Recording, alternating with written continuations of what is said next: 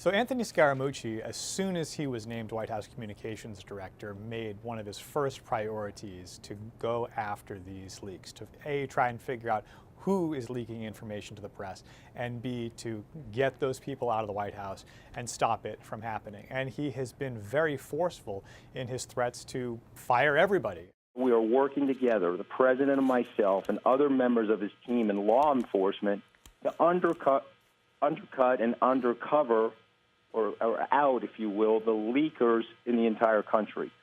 Those are the types of leaks that are so treasonous that 150 years ago, people would have actually been hung for those types of leaks. The great irony is that the leaks have continued in full force since he took over on Friday. In fact, on the day that he was named communications director, you had a lot of reporting based on unnamed sources that he and Reince Priebus do not get along, Priebus being the chief of staff. Now, Scaramucci tried to put the best face on that when he addressed reporters on Friday, saying, well, we're really like brothers.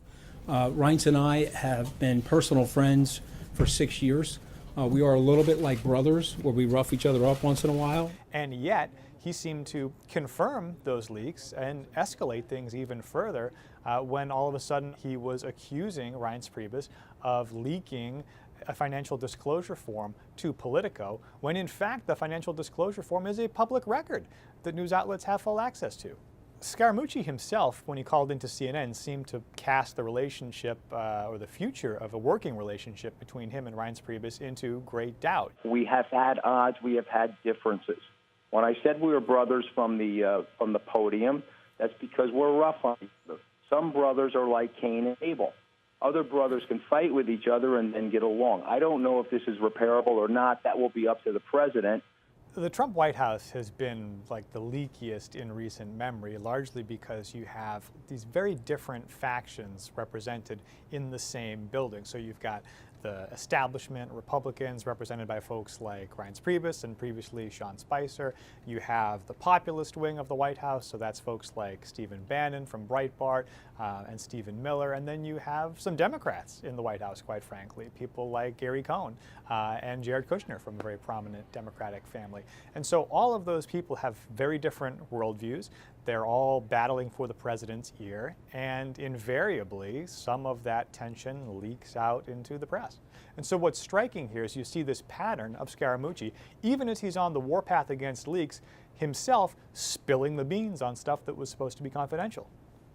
One other notable factor here is that Scaramucci mentioned in his call-in to CNN that he had just spoken with the president before calling in to CNN and had his blessing to make this phone call. I just spent about 15 minutes on the phone talking with the President of the United States, who has given me his full support and his full blessing. The president is apparently fine with this kind of circus shows, which is consistent with his reality show background and the way he does politics. He likes drama, and he likes to have people within his camp kind of competing for his loyalty.